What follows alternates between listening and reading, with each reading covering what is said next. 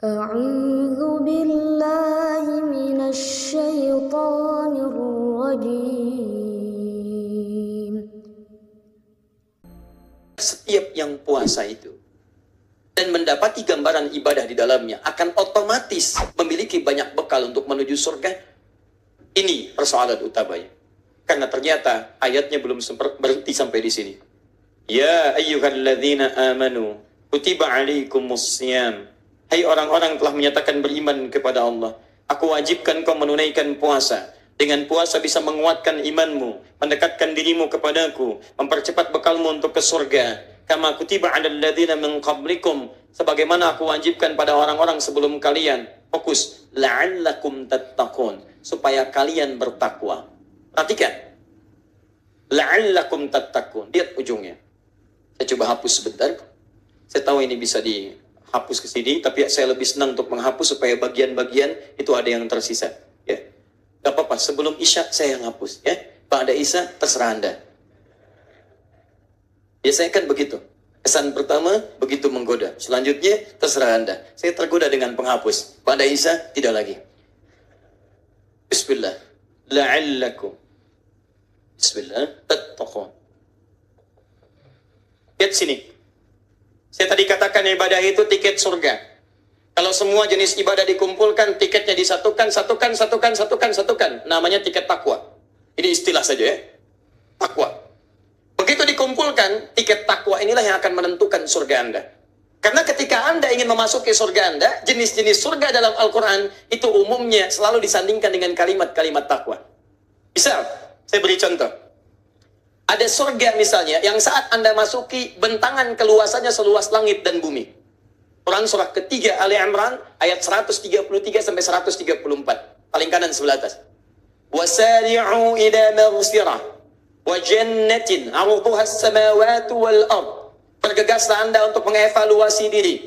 Ayo istighfar, ayo koreksi diri, jadi lebih baik. Dan berharaplah, bercita-cita masuk surga yang kami siapkan tempatnya untukmu seluas langit dan bumi. Siapa kamu yang dimaksud? U'iddat lil muttaqin. Kami sediakan untuk orang takwa. Takwa. Lihat. Begitu dia mau masuk ke surga yang luasnya seluas langit dan bumi ini, takwanya dicek dulu, dikumpulkan tiket-tiketnya. Dari mana mendapatkan nilai takwa ini? Lihat ayat 134-nya. Itu amalannya. Alladzina yunfiquna fis sarai wad dharra, orang yang gemar infak dalam keadaan lapang ataupun sulit. Wal kadhimina al ghaidha, yang sanggup menahan amarah. Wal 'afina 'anil nas, yang memaafkan kesalahan orang lain. Wallahu yuhibbul muhsinin, dan dia banyak berbuat baik dalam kehidupan dan dicintai oleh Allah Subhanahu wa taala. Dia mengumpulkan kebaikan, infak, tahan amarah, banyak berbuat kebaikan, amal soleh. Bukankah saat puasa ada gerakan untuk infak? Bukankah saat puasa ada diminta menahan diri Anda? Begitu Anda kumpulkan. Jadi jenis amal soleh, terhimpun bagian takwanya, Allah sediakan jenis surganya. Baik, Quran surah 51, ayat 15 sampai 23. Paling kanan di pertengahan sampai sedikit ke bawah. Lihat kalimatnya.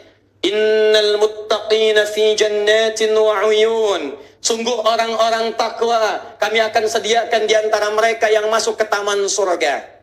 Yang ini seluas langit dan bumi, lebar luasnya, yang ini disediakan di taman surga. Anda tinggal di komplek. Bukankah di antara yang terindahnya ketika Anda tinggal di komplek di depan tamannya? Di komplek ada bagian tamannya. Anda tinggal dekat situ, Masya Allah, pemandangannya indah, nyaman, nikmat. Ada orang yang tinggal di surga, di taman surganya. Akhidhina ma atahum innahum kanu qabla dhalika muhsinin. Mereka mendapatkan kenikmatan langsung dari Allah Subhanahu wa taala. Siapa mereka? Innal muttaqin, orang takwa. Bagaimana mereka mengumpulkan tiket takwanya untuk mendapatkan surga yang terindah tadi, taman surganya? Lihat amalannya dari mulai ayat 17-nya, 16 17. Kanu qalila minal laili ma yahja'un. Amalan pertamanya, mereka sedikit tidurnya. Sedikit tidurnya, luar biasa.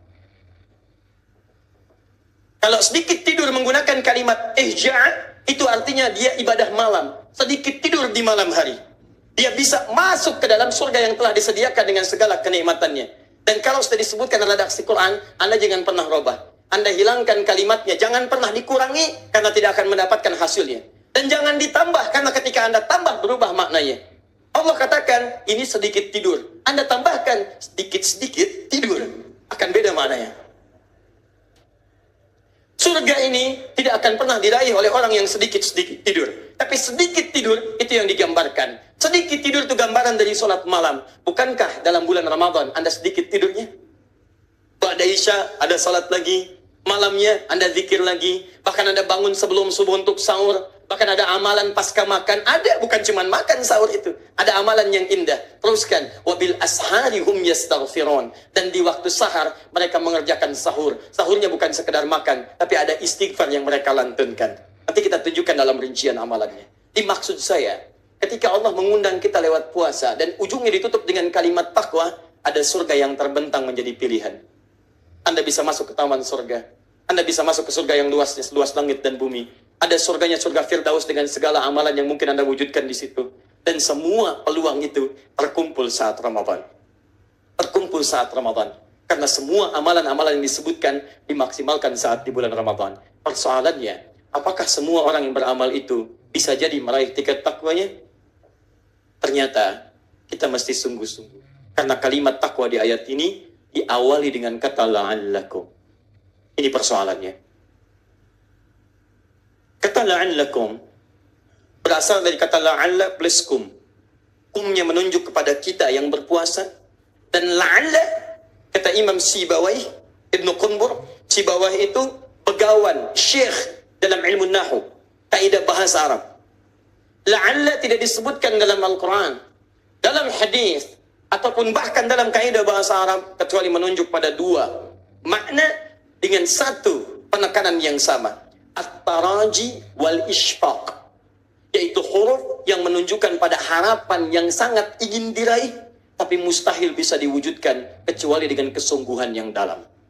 Saya ulang, harapan yang sangat ingin diraih, tapi mustahil diwujudkan kecuali dengan kesungguhan yang dalam. Seakan-akan Allah ingin mengatakan, tidak semua orang puasa akan meraih derajat takwa, kecuali orang yang serius, sungguh-sungguh saat menjalani puasanya. Karena itulah teman-teman sekalian, mohon maaf, sebelum masuk bulan Ramadan, Nabi sudah memberikan gambaran-gambaran agar sahabat bersungguh-sungguh memaksimalkan amalan-amalan di bulan Ramadan. Nah, gambaran inilah yang akan kita keluarkan berdasar keterangan Nabi SAW, supaya kita siapkan sebelum masuk ke bulan Ramadan. Dengan harapan, begitu tiba bulan Ramadan, kita tinggal serius menjalaninya dan menepikan berbagai persoalan yang sudah kita selesaikan sebelum masuk kepada momentumnya. Sepakat sampai sini?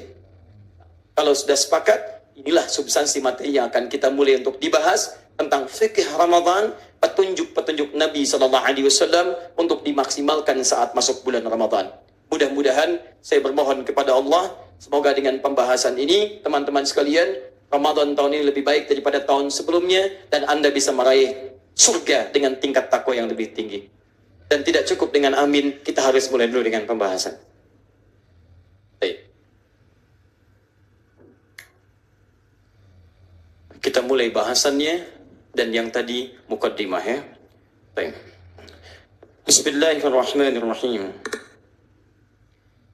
Allah menyampaikan isyarat kepada kita bahwa puncak tertinggi raihan dengan Ramadan yang diperintahkan sejak tahun kedua hijrah itu, puncaknya adalah takwa. Kumpulan kebaikan-kebaikan yang kita kumpulkan saat menunaikan bulan Ramadan dalam bentuk amal saleh. Di dalam Al-Quran, takwa itu diklasifikasikan secara umum pada dua bagian. Ingat, fokus baik-baik. Kata Quran, saya wajibkan kalian puasa seperti orang dulu diwajibkan supaya kalian meningkatkan takwa. Dengan takwa itu raih surgamu. Ini klasifikasinya, jelas gambarannya di Quran. Sekarang persoalannya, fokus. Bagaimana kami meningkatkan takwa itu ya Allah saat nanti Ramadan hadir di hadapan kami. Maka Allah sampaikan kepada Rasulnya Muhammad SAW dan diteruskan kepada umatnya sampai kekinian kemudian kita maksimalkan. Oleh para ulama, gambaran-gambaran dari Rasulullah SAW ini dikumpulkan dan diklasifikasikan sehingga terstruktur amalannya untuk bisa kita siapkan. Nah, bagaimana cara menyiapkan semua detailnya? Maka dikeluarkanlah jenis-jenis nilai takwa dalam Al-Quran dan Sunnah, dibagi kepada beberapa bagian supaya mudah kemudian untuk dirinci dan diamalkan, dan detailnya kita maksimalkan saat Ramadan. Terbagilah kepada dua bagian utama. Jikalau disebutkan takwa dalam Al-Quran ataupun hadis, itu jenisnya umumnya hanya ada dua. Satu, bentuknya bisa berupa perintah, al-amr. Jadi kalau disebutkan kalimat takwa, bentuk pertama sifatnya perintah. Jadi kita lihat al-amr. Kalau saya sebutkan perintah, amr maksudnya perintah untuk mengerjakan. Yang kedua, ada bentuknya larangan. An-nahy. Kalau dalam ilmu bahasa, ini dua-duanya perintah sebetulnya. Ini perintah mengerjakan, ini perintah meninggalkan. Hanya supaya mempermudah pemahaman kita, yang ini disebutkan perintah, yang ini larangan. Terus ya? Fokus. Saya bagi dulu petanya, nanti setelah itu baru kita turunkan detil amalannya. Perintah ini, yang ini dibagi dua lagi. Yang harus dikerjakan, lakukan, do it. Itu dibagi dua lagi.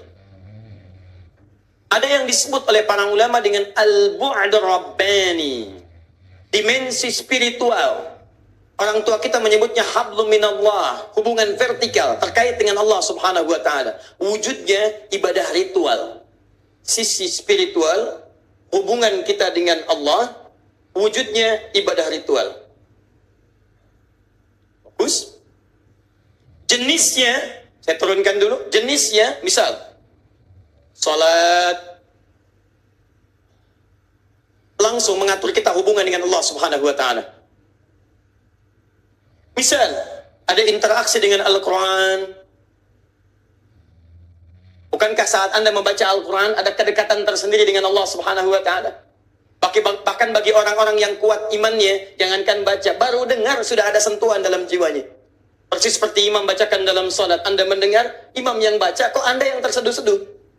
Imam yang baca, kok Anda yang mengeluarkan air mata? Itu ada di Quran surah ke-8, Al-Anfal, ayat kedua.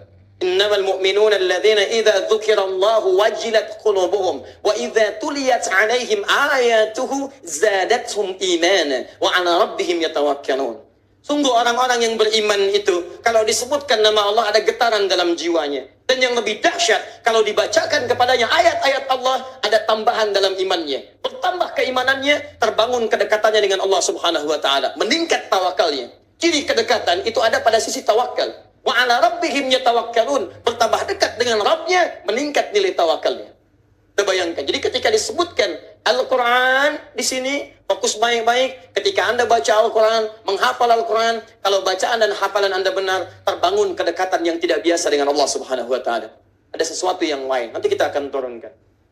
Yang kedua, ada yang sifatnya ibadah sosial.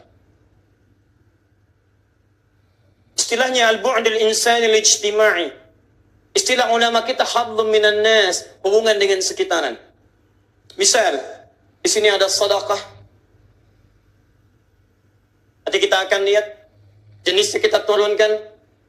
Misalnya ada zakat di sini. Di sini ada infak. Dan turunan-turunan yang lainnya. Nanti kita sebutkan. Ada dengan uang, ada dengan tenaga, ada dengan ide. Bahkan tidak ada uang, tidak ada tenaga, tidak ada ide, ada dengan senyuman, ada. Terkumpul semuanya. Begitu Anda kumpulkan, kita lihat maksimalnya saat Ramadan. Apa jenis-jenis semua ini? Terakhir, fokus dulu ini. Ada yang sifatnya larangan. Awas, saat Ramadan, Anda bukan cuma diperintahkan, tapi juga dilarang. Hati-hati, ada larangan nanti yang akan berlaku. Apa larangan-larangan yang dimaksudkan? Hal-hal yang bisa, satu, merusak puasa Anda. Dan yang kedua, bisa bahkan membatalkan puasa Anda. Dan saya berikan rahasia kepada Anda semua saat ini. Dan hati-hati, tolong jaga betul. Ini diantara kita saja. Saya serius, sebelum Isya. Banyak orang yang fokus menjaga pada yang ini, tapi tidak sedikit yang gagal kemudian menahan yang ini. Dan kebanyakan tidak memahami bahwa yang ini lebih potensial menghancurkan jenis pahala kita dibandingkan dengan yang ini. Sadaqallahul azim.